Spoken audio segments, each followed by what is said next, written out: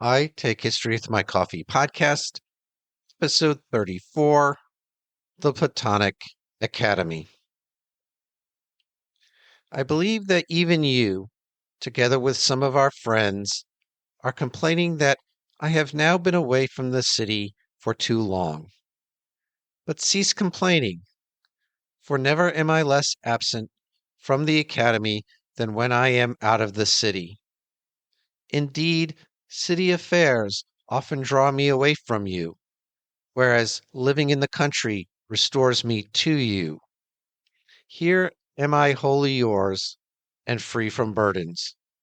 For when I walk, the very flowers round about put me in mind of you. When I sleep, my dreams always bring you back to me. Farewell, and give my greetings unreservedly. But to which man, to which men? I shall name no one. As with a single name, I have named all the members of the Academy. Marsilio Ficino, Solitude is Necessary for Scholars. Letters, 1999 translation.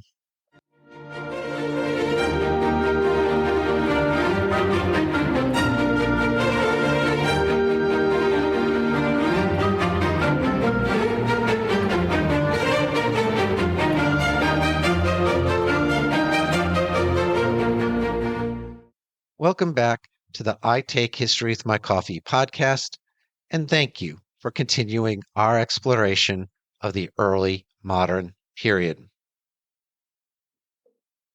Late in his life, Cosimo de' Medici began questioning the values that had helped him become Florence's wealthiest and most powerful man. In 1464, in poor health and spiritually troubled, Cosimo sent for the man he had sponsored and encouraged, Marsilio Ficino. Cosimo wished his friend to explain Plato's Philebus, on the highest good, and he reminded Ficino to bring his lyre, as Cosimo wished for the comfort of the man's words and music. Ficino was delayed, but he wrote an outline of the main points of Plato's dialogue. Great possessions and great virtues are useless, perhaps even harmful, unless supplemented by wisdom. Later that year, when Cosimo was on his deathbed, Ficino discussed another of Plato's dialogues, the Axiarchus, or On Death. Ficino would later write that after hearing this work, Cosimo began to deplore the misery of this life, and he so inveighed against the errors of mortals that he called death a gain, and, since he aspired already to celestial beatitude, he said acutely and elegantly many things in contempt of life. Marsilio Ficino was the most prominent figure of a shift within Florentine humanism. By the mid-15th century, there was a renewed interest in the works of Plato. Some of this renewed interest is attributed to the fall of Constantinople, as Greek scholars fled to the West. But some of it can be traced back to the Council of Florence, when visiting scholars like Gemistos Platon lectured on Plato. For more about the impact of the Council of Florence, listen to episode 28. Gradually, there was a turning away from Aristotle within a segment of humanism. The concern was no longer about discovering or editing texts. These humanists moved away from moral philosophy, the virtues of the good citizen, and the concept of the active life. Instead, there was a shift towards a more speculative and metaphysical view of man's place within the universe, a view based on Plato's philosophy. The Medici, both as sponsors and learners, remained at the center of this intellectual evolution. Ficino was born in 1433 as the eldest son of a physician. While information about his early life and education is scarce, we are gradually replacing the unreliable accounts of his early biographers with more credible insights from his earlier writings. His early education included a strong foundation in Latin grammar and rhetoric, and a thorough knowledge of standard Latin authors like Cicero and Virgil. He likely attended courses on Aristotelian physics and medicine at the University of Florence, but we lack confirmation of him earning a medical degree. His preserved early writings reflect a wide range of interests, spanning treatises on natural philosophy in the scholastic tradition, moral treatises, personal letters in the style of the humanists, and letters and sermons in the Tuscan vernacular. He displayed familiarity with St. Augustine, medieval Aristotle, and his Arabic commentators. Remarkably, at the age of 23 in 1456, Ficino had already composed an extensive work on Platonic philosophy, though it hasn't survived. In the following years, he began translating Greek texts into Latin. Tradition holds that after hearing Gemistos Platon's lectures, Cosimo conceived of establishing a Platonic Academy in Florence. There is scant evidence that this was ever an explicit goal of Cosimo's. However, this interest led Cosimo to commission Ficino in the translation of Plato's works and other sources of Platonist thought. In 1462, Cosimo provided Ficino with a small farm near the Medici villa at Careggi. Located just a few miles north of Florence, the villa has played a significant role in the cultural and intellectual life of its time. Cosimo acquired the property in the mid 15th century. He recognized the strategic importance of the villa, both for its proximity to Florence and its scenic surroundings. Careggi served as a retreat for the Medici family. It offered them a peaceful escape from the political intrigues of Florence. But Cosimo's interest in the villa extended beyond its aesthetic appeal. He transformed Careggi into a hub for intellectual and artistic pursuits. Under his patronage, the villa became a center for humanist scholars and artists. Ficino's translation of the Hermetic Corpus in 1463 achieved great success.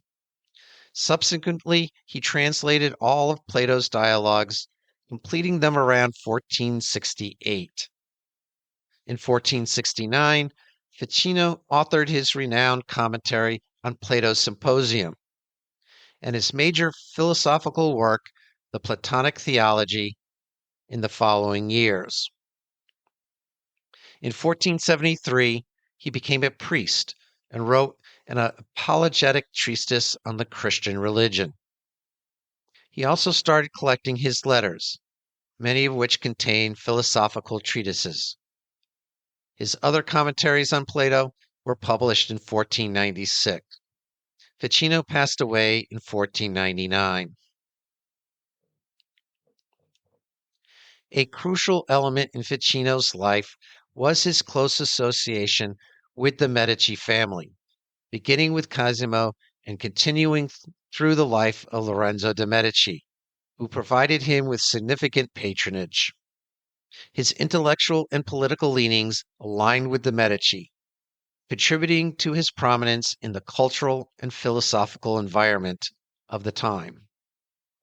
Ficino showed remarkable gifts in his writings, a thorough knowledge of the Greek language and ancient philosophical literature. This gave his translations a merit that is still recognized today. His philosophical works are also distinguished for their clarity and consistency of his basic ideas. His learning included theology, medicine, and astrology. He was a practicing musician and an expert on musical theory, and he knew and loved Latin and Tuscan poetry and literature. He was of small stature and a melancholy temper, full of hypochondria and superstition. He liked intelligent company and was agreeable in his conversation, gaining the friendship and admiration of princes and scholars and many businessmen, writers, and artists. Thus, he became the leader and center of the Platonic Academy. Much historical debate has been centered on whether Ficino's academy was merely symbolic or if it had a physical reality. The term academy originally referred to where Plato taught in ancient Athens. Ficino, assigned by Cosimo to translate Plato's works, claimed to have revived the academy in Florence.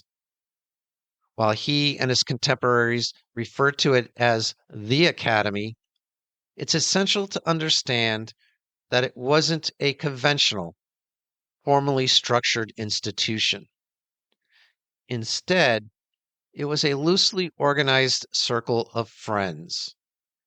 Ficino's vision for this group was to create a spiritual community, drawing inspiration from the lay religious associations of his era and the idealized model of Plato's Academy, among other philosophical schools. It is more accurately described as a circle of individuals centered around Ficino. This group did not share a uniform doctrine. Within this circle were scholars and writers with diverse ideas and interests, sometimes diverging from Ficino's beliefs. For instance, figures like Pico della Mirandola, although influenced by Ficino, had an independent background in thought, with direct exposure to the scholastic traditions of Padua and Paris, and proficiency in Hebrew and Arabic. He vehemently opposed astrology and was deeply impacted by Savonarola, a figure we will come across later. Among the Academy's members, like Lorenzo de' Medici and Cristoforo Ladino, were poets and writers who tended to echo Ficino's ideas. Within this informal circle, intellectual discussions took place. Participants gathered for banquets on special occasions, like Plato's birthday, where each member delivered a philosophical speech. Ficino organized recitals, called declamations, before a smaller audience and conducted private readings of works by Plato and other authors with a select group of younger disciples. Moreover, he delivered public lectures on Plato and Plotinus in a church or a nearby auditorium. The Academy attracted distinguished visitors from various Italian cities and abroad. Ficino maintained connections with Academy members through his correspondence, and he used these letters to spark the interest of outsiders in the group's activities. The extensive list of Ficino's pupils and his correspondence network attests to his profound influence during his lifetime. His writings and activities were highly respected in Florence, throughout Italy, and much of Europe. His writings, particularly his work, Platonic Theology, and his letters, present a sophisticated and intricate system of ideas. His philosophical views are interwoven with similes allegories, and extensive quotations from his favorite authors. This rich tapestry of thought makes his writings valuable for those interested in his time's intellectual and philosophical currents. Marsilio Ficino's Platonism drew from various sources, extending beyond humanism. His sources included Plato and Neoplatonists, and figures like Zoroaster and Pythagoras. Furthermore, he acknowledged that Platonism had adherents among ancient Latin writers, early church authors, and medieval philosophers. Notable figures like Boethius, Avicenna, and St. Augustine were familiar to him. He absorbed other influences like Epicureanism and Aristotelian philosophy, while his scholastic background is evident in his works. Ficino wrote some of his works in the Tuscan vernacular.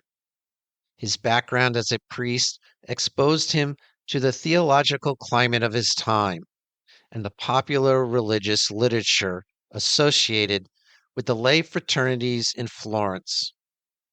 Moreover, his medical studies and astrological knowledge, customary among physicians of his era, added further dimensions to his intellectual repertoire.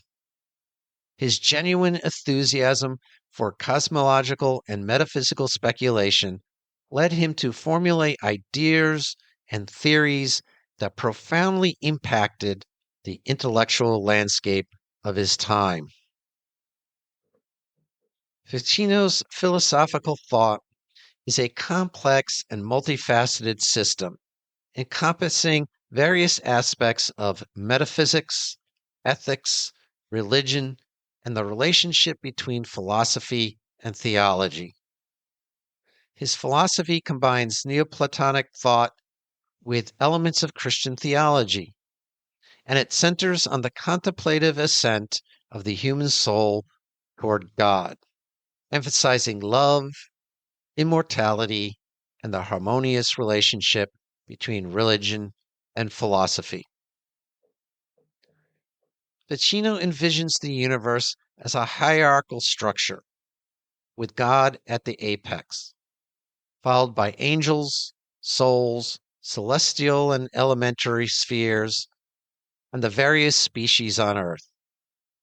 He introduces a unique scheme of 5 essential substances: God, the angelic mind, the rational soul, quality, and the body. This arrangement differs from the Neoplatonism of his predecessors, partly to make it more symmetrical and to emphasize the privileged place of the human soul. He believes that the human soul is the center of the universe, sharing attributes with higher and lower beings. He revives the Neoplatonic doctrine of the world soul and integrates astrology into a system of mutual influences. He emphasizes the active role of thought and love in connecting all things, giving special status to the human soul as the center of nature. Unlike earlier humanists like Bruni and Salutati, Ficino delves into the spiritual or contemplative life, influenced by medieval mystics and Neoplatonism. He suggests that the human mind can turn away from the external world and focus on inner substance, leading to purification and an ascent through higher degrees of truth and being. The ultimate goal is God's immediate knowledge and vision, representing the purpose of human existence.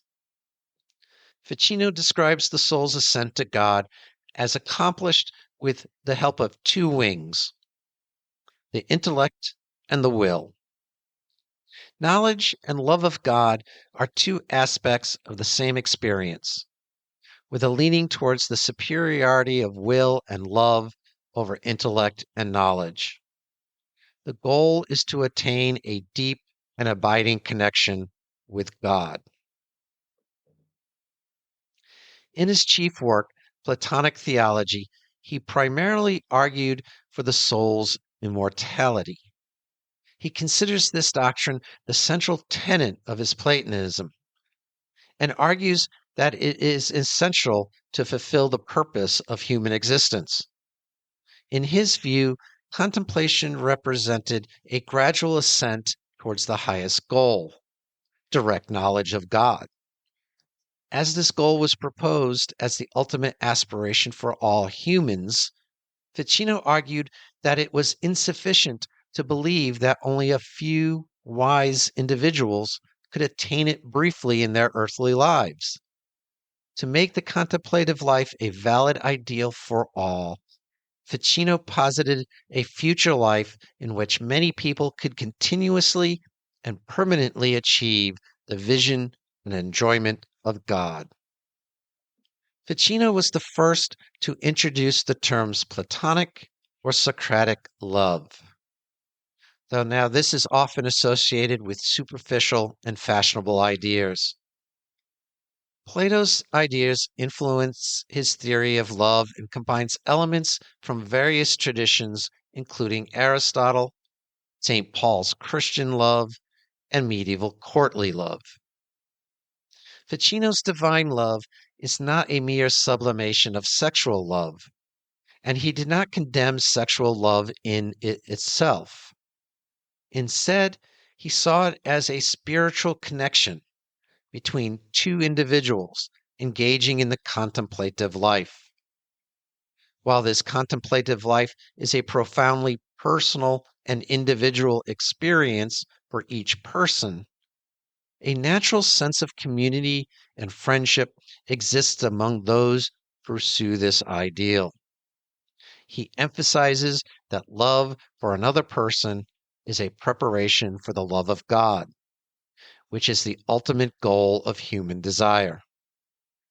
Ficino expressed this by stating that friendship was the binding force that connected the members of his academy, or that genuine friendship necessitated three participants, two friends and God, who served as the common foundation of their friendship.